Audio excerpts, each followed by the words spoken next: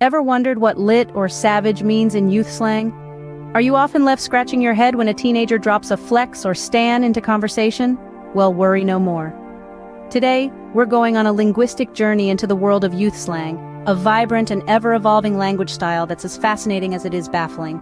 First up, we have lit. No, it doesn't refer to something on fire. In youth slang, lit signifies something exciting, fun, or excellent.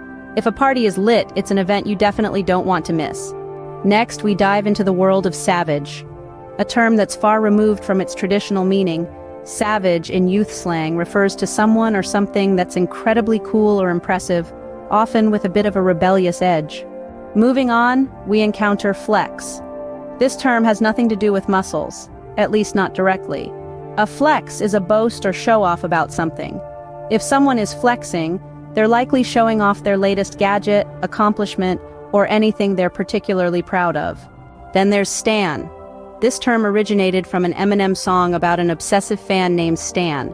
In youth slang, to stan someone or something means to be an ardent and devoted fan. Last but certainly not least, we have yeet. This versatile term can mean a variety of things depending on the context. It can express excitement, agreement, or even be used as an exclamation while throwing something. So there you have it, a whirlwind tour of youth slang. Lit is all about excitement and fun. Savage describes something cool and rebellious. Flex is a boast or a brag. Stan means being a dedicated fan, and yeet is a multi-purpose exclamation. Remember, language is a living, breathing entity, constantly changing and evolving. Youth slang is just one of the many fascinating branches of the linguistic tree. So the next time you hear a teen drop a savage flex, you'll know they're not talking about a wild workout routine.